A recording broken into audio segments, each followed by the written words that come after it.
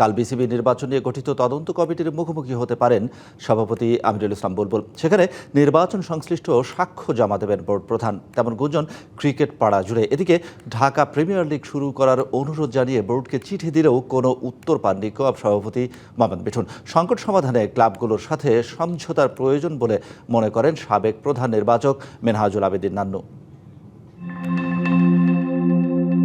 BCB নির্বাচনে অনিয়মের অভিযোগে গঠিত তদন্ত কমিটির কার্যক্রম চলমান। লম্বা ছুটি কাটিয়ে ফেরা বোর্ড সভাপতি আমিনুল ইসলাম বুলবুল সাক্ষ্য দেওয়ার অপেক্ষায়। বুধবার দুপুরে তদন্ত কমিটির মুখোমুখি হবেন। সেখানে নির্বাচন সংশ্লিষ্ট ব্যাখ্যা বিশ্লেষণ জমা দেবেন বুলবুল।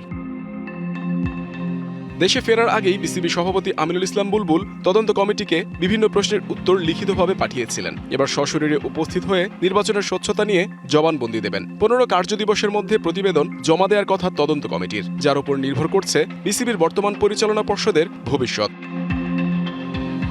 বিসিবি ও ক্লাবগুলোর মধ্যে দূরত্বের কারণে অনিশ্চয়তায় ঢাকা প্রিমিয়ার লিগ, যে কারণে আর্থিকভাবে ক্ষতিগ্রস্ত হওয়ার শঙ্কায় ক্রিকেটাররা। প্রিমিয়ার লিগ চালু করার দাবিতে বিসিবিকে চিঠি দিলেও কোনো সদুত্তর পাননি কোঅপ সভাপতি। আমি এখন পর্যন্ত আমার চিঠির কোনো রেসপন্স পাইনি। কেউ বিসিবি থেকে কোনো ধরনের কন্ট্রাক্ট করেনি। দেখেন, মাঠে যদি খেলা না থাকে তাহলে সেটার ভবিষ্যৎ কি?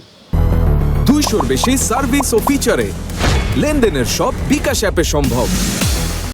আপনার প্রেজেন্ট যদি ঠিক না রাখেন তাহলে তো ভবিষ্যৎ নষ্ট হবে, এটা খুবই স্বাভাবিক। ঢাকা প্রিমিয়ার লিগকে বাংলাদেশ ক্রিকেটের হৃৎপিণ্ড মনে করেন বিসিবির সাবেক প্রধান নির্বাচক মিনহাজুল আবেদীন নান্নু। অচিরেই ক্লাবগুলোর সাথে সমঝোতা করে সংকট নিরসনের আহ্বান তার।